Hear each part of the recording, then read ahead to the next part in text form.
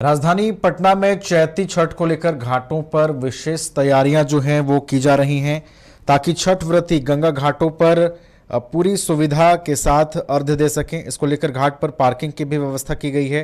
पानी में बैरिकेटिंग की गई है ताकि लोग बैरिकेटिंग से पहले ही अपना अर्घ्य दें। छठ व्रती गंगा स्नान कर गंगा जल लेकर अपने अपने घरों में जा रहे हैं ताकि गंगा जल से खरना का प्रसाद बनाया जा सके। जायजा लिया हमारे संवाददाता चंदन तिवारी ने। दोनों छठ करते हैं, हम वाइफ दोनों, कतकी और चैती दोनों छठ करते हैं। धीरे धीरे चैती देखिए ऐसा है कि अब पूजा पाठ में लोग शक्ति लोग देख रहा है, मीडिया के माध्यम से कुछ लोग शौक से भी कर रहा है, कुछ लोग इतना भी, ये ऐसा पर्व है, इतना आस्था विश्वास का है कि वो गलती सलती होता है तुरंत मिलता है। घाट पर हम गलती किए तो हमको वो भी मिलेगा, बाद में नहीं मिलेगा। ऐसा पर्व है, महान पर्व, इससे बहुत डर भर आदमी करता है, इसी तरह पार लगे जाए सबको। क्या करते हैं? हम तो बिजनेस करते हैं। कैसे आपके मन में आया कि भाई हस्बैंड वाइफ दोनों व्रत का अनुष्ठान शुरू करें और लगातार करते हैं? ऐसा मेरे साथ दुर्घटना हुआ, हमको मन में बहुत बड़ा दुर्घटना हुआ मेरे साथ, जो कहना क्या है, जो हमको लगा कि एकदम करना है तो करना है। महत्व तो है कि अभी घाट पर है, साक्षात देख लीजिएगा, महत्व सामने है, यही महत्व है।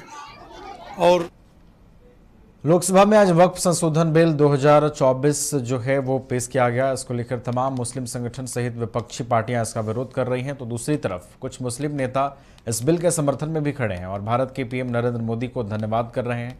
हमारे संवाददाता महीप राज ने ऐसे ही कुछ मुस्लिम समुदाय के लोगों से बातचीत की है, सुनवाते हैं आपको उनका क्या कुछ कहना है।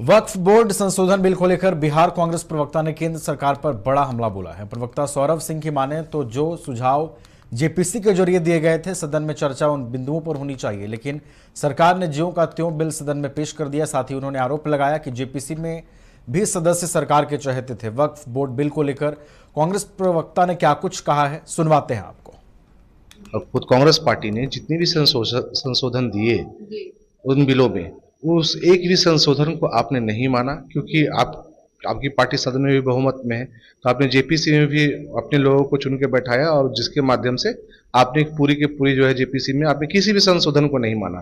तो ये तो फिर आंख में धूल झोंकने वाली बात होगी कि जेपीसी का गठन कर रहे हैं और करके हम आगे की लड़ाई लड़ रहे हैं। तो हमारा विरोध इस मामले पे है कि भाई जब जेपीसी का गठन होता है तो जेपीसी में जो पॉइंट्स विपक्षी पार्टियां बता रही हैं, आप उनके ऊपर में डिबेट कीजिएगा, आप उसके ऊपर में डिस्कशन कीजिएगा जेपीसी के अंदर में, और वहां पर बताइए कि क्यों नहीं ये लिया जा सकता है। उसके बाद ही आप उसको सदन के पटल पे लेके जाइएगा। लेकिन आपने क्या किया कि जो बिल आपने पहले बनाया था यथावत वही बिल, विरोध होने के बावजूद भी, कुछ पॉइंट्स पे हमारा विरोध है, उसके बावजूद भी वही बिल जो है आज आप सदन में पेश कर रहे हैं। वक्फ बोर्ड बिल को all India Muslim personal law board की ओर से आंदोलन का फैसला लिया गया है इस बिल को लेकर, जिसके तहत देश भर में बिल के खिलाफ प्रदर्शन किया जाएगा। पर्सनल लॉ बोर्ड के प्रवक्ता डॉक्टर इलियास की माने तो देश के 99% मुसलमान बिल के विरोध में हैं, जबकि महज 1% पक्ष में है, जो बिकाऊ हैं, जो बिल की वकालत कर रहे हैं। दिल्ली में न्यूज बाइस्कोप संवाददाता दीपक के साथ डॉक्टर इलियास ने खास बातचीत की है, सुनवाते हैं आपको। All India Muslim personal law board से स्पोक पर्सन SQR इलियास साहब हमारे साथ मौजूद हैं। सर, आज संसद के अंदर लोकसभा में संशोधन बिल जो है वो पेश कर दिया गया है, आगे की अब रणनीति क्या है? क्योंकि जो रास्ता जो मुश्किल लग रहा था अब तो सरकार के लिए आसान सा हो चुका है। नहीं, देखिए, रणनीति बहुत साफ है कि हम देशव्यापी अभियान छेड़ेंगे इस बिल के खिलाफ में, और जो है उस वक्त तक चैन से नहीं बैठेंगे जब तक कि ये बिल वापस नहीं आता है। आप मुस्लिम विरोधी इस बिल को बता रहे हैं, सरकार कह रही है मुस्लिम विरोधी बिल नहीं है, ये तो मुस्लिम के पक्ष में है। और आज भी कई मुस्लिम महिलाएं चाहे मुस्लिम पुरुष हैं वो समर्थन में भी आए हैं, हाथों में बैनर लेकर वो लगातार जो है प्रदर्शन भी उन्होंने किया। तो पहली बात तो ये है कि मुसलमानों की मेजॉरिटी 99% लोग इसकी बिल के खिलाफ मुखालिफत है। जो 0.1% लोग जो शोबदेबाज हैं, जिनको सरकार ला के पार्लियामेंट के सामने खड़े करती है, आप मुझे बताइए अगर हम ये प्रोग्राम पार्लियामेंट के सामने करना चाहते हैं वो मिलती है इजाजत?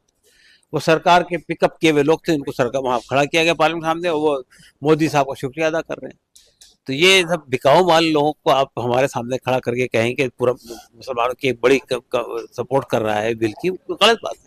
मुस्लिम पर्सनल लॉ बोर्ड लगातार जो विरोध कर रहा है, लेकिन उधर जो बीजेपी के जो सांसद है वो कह रहे हैं कि ये वोट बैंक की राजनीति है और तमाम जो पार्टियां हैं वो वोट बैंक को लेकर जो गुमराह करने की कोशिश। बीजेपी भी वोट बैंक की पॉलिटिक्स कर रही है। बीजेपी ये जो देश के अंदर डिवीजन पैदा कर रही है हिंदू मुस्लिम का, ये जो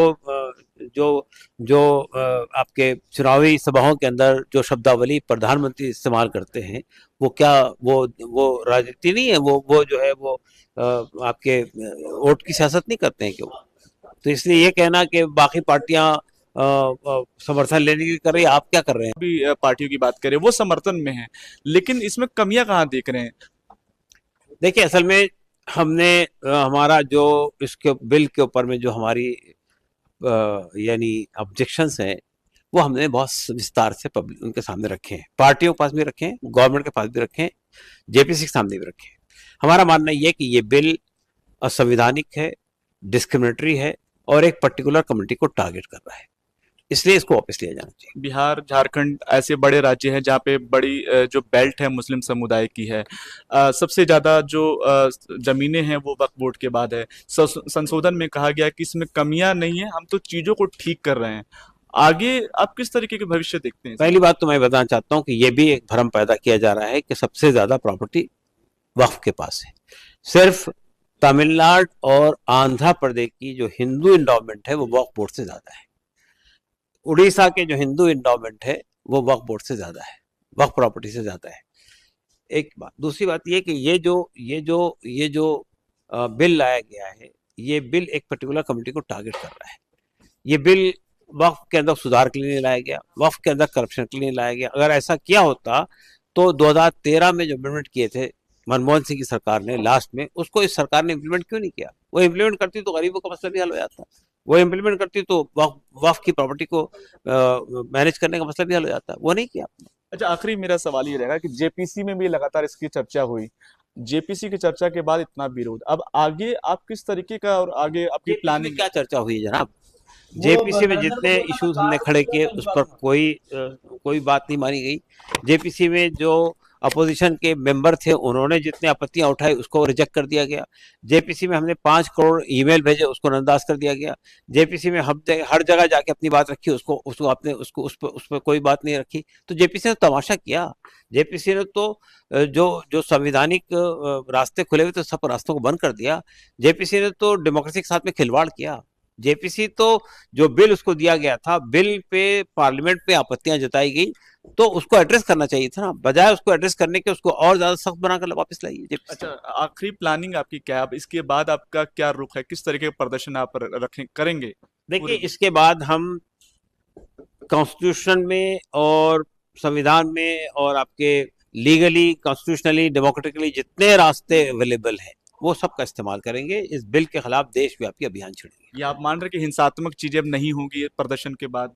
हिंसात्मक चीजें तो कभी भी नहीं होती, हमारे तरफ थोड़ी होती है हिंसा। हमने प्रदर्शन किया आपके जंतर मंतर पे, हमने प्रदर्शन किया पटना में, हमने प्रदर्शन किया विजयवाड़ा में, कहीं हिंसा हुई है क्या? चलिए, बहुत बहुत धन्यवाद।